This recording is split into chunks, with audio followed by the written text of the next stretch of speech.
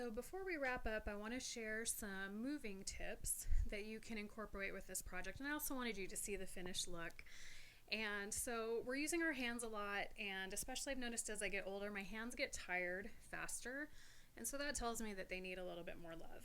So the first thing I'm going to do is just let's make fists and just rotate your fists in both directions and just work out some of the kinks and the stress that builds up there.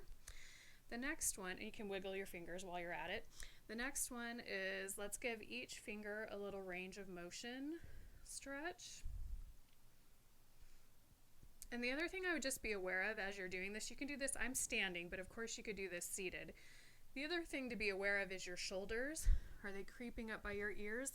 Try to keep them down and relaxed, because a lot of times we build up tension there too.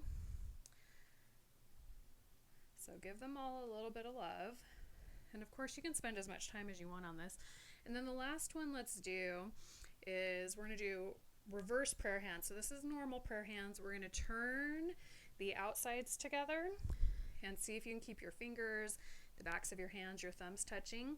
You'll notice your shoulders might start creeping up, and you also might notice if you try to pull down too far, you might start spreading.